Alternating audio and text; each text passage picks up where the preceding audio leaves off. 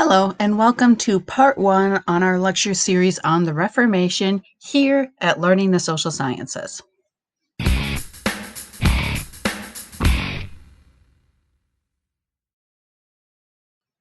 So today we're going to be covering the background, the why in the world the Reformation actually happened. And we're going to start with the Renaissance Papacy.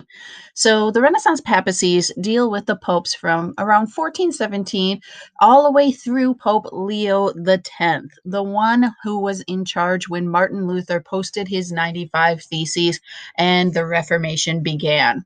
Now, the Renaissance Papacy had some kind of distractions going on during their time periods. So now the primary concern of a pope is to govern the Catholic Church. They are also during this time period the head of the papal state in Italy, which at this time is far bigger than just the Vatican. They control all of Rome and plenty of territory at the center of Italy. But these Renaissance popes keep having temporal preoccupations. In other words, other interests that are distracting them from their job of being the head of their nation and the head of the Catholic Church. Many are being highly involved in Italian politics and warfare. The bloodshed of the popes of this time period is actually quite shocking to many that were living during the time of the Renaissance, but also today. They also had other interests in terms of getting highly involved in the arts. This is the time period where we have the construction of St. Peter's and, of course, the beautiful artwork going on in the Sistine Chapel. And some of them have other interests. For example, the Borgia popes, and that is something Well, there's a lot of kids that happen, and a lot of other things that happen.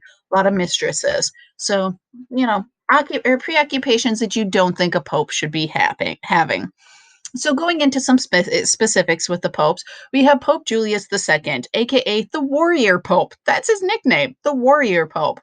He was involved in plenty of wars during his time with the Pope's hat on. He personally led troops out to battle, and he wanted to be remembered as the Pope with his horse wearing gold plated armor. That's what he wanted to be remembered for, not some great societal change, not Christian theology or writing. No, gold plated armor suit on a horse. There we go.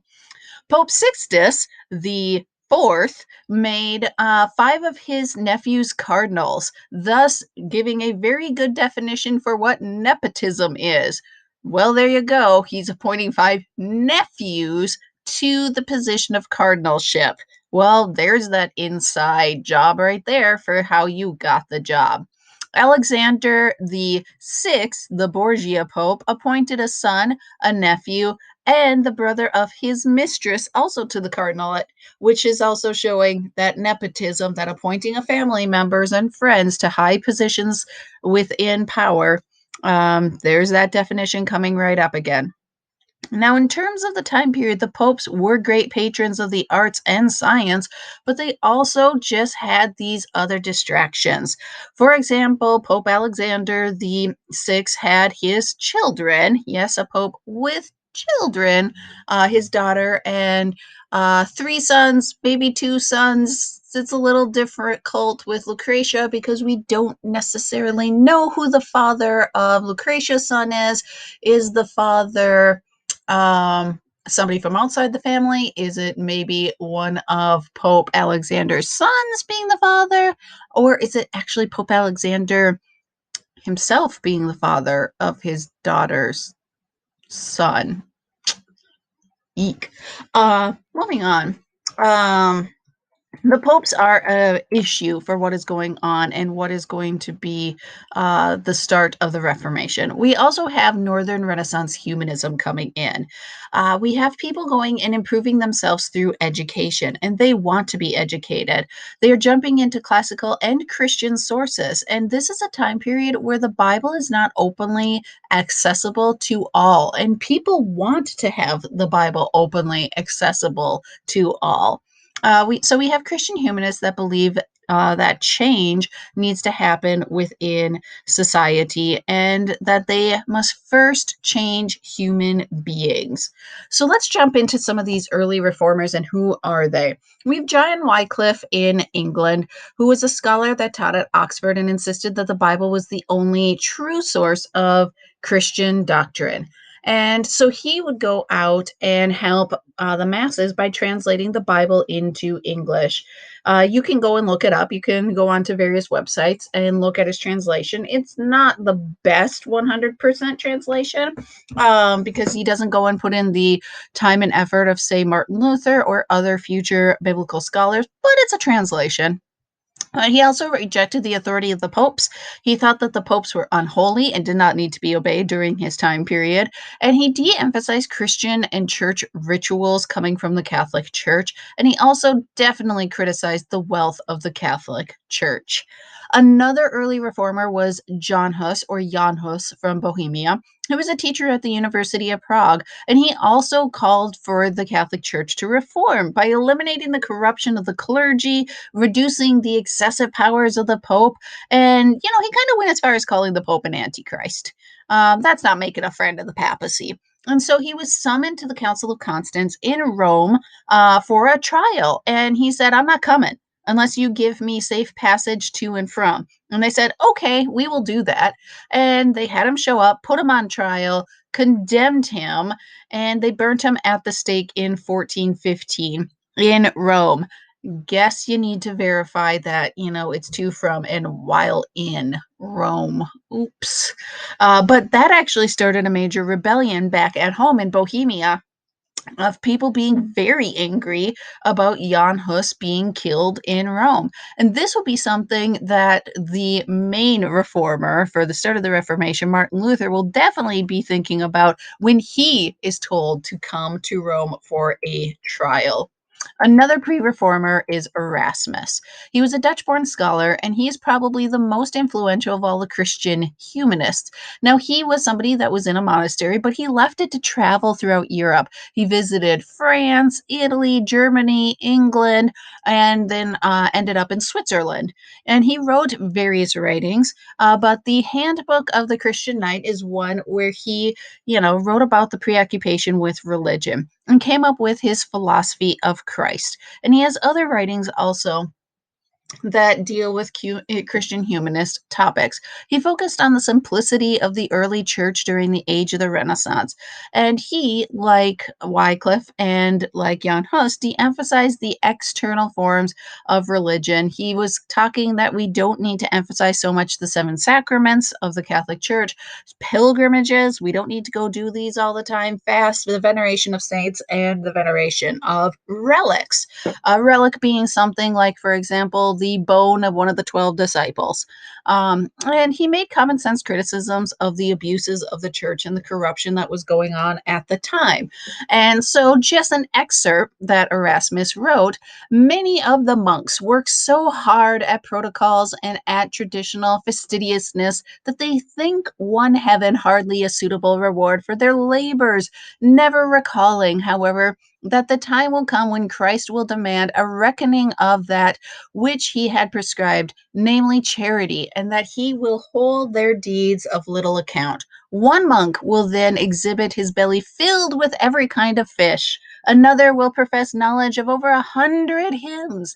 Still another will reveal a countless number of fasts that he had made, and will account for his large belly by explaining that his fasts have always been broken by a single large meal. So, him writing right there about the monks, he is somebody that came from a monastery, so he has firsthand experience and just kind of talking about what is actually going on. And so, why in the world does the Reformation start in Germany? Well, one, the Holy Roman Empire is not a unified country like, for example, the United States, where we have, yes, states' rights and then the federal rights. It's a lot more broken up confederacy. So it is a confederate of provinces with princes. And we have an elected emperor on top of that, but not one sole strong monarch. And a lot of these local princes don't really listen to the emperor.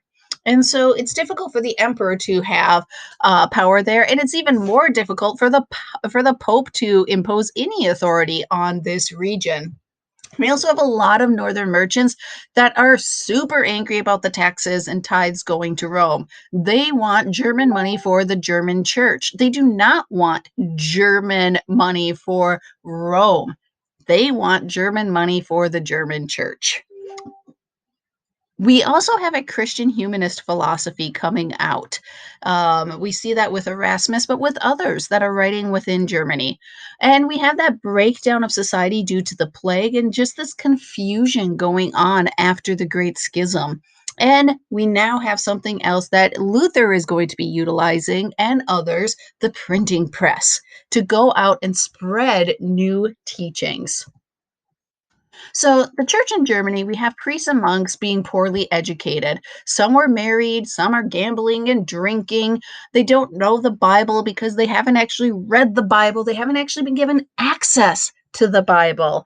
So we have confusion from the Great Schism, where we had a pope in France and a pope in Rome. We have the questions about the plague and what in the world happened there. Why did it happen? We have the corruption in the church that they're seeing, the simony, the selling of church offices, indulgences, where you can somehow get mom out of purgatory and have her sent to heaven by me just putting a coin right here into the slot. How does that happen? We have wars. We have the Pope going to war. And of course, we just have all the extravagances of the church that people are noticing. And so we also have, on top of that, a long-standing conflict between Germans and the Pope, dating all the way back to Emperor Otto I, who kind of got into some squabbles with the papacy, and the popes even told him to, like, to get welcomed back into the church, he has to go and spend 3 days and nights in the snow. What is that for the Germans? They're not understanding it. And so they have this kind of separation already going when a monk is going to show up, a very educated monk, Martin Luther, and he is going to start that Reformation. So thank you very much for listening to our setup here of the Reformation. If you have any questions or comments, please leave them down below, and have a wonderful day. Bye-bye.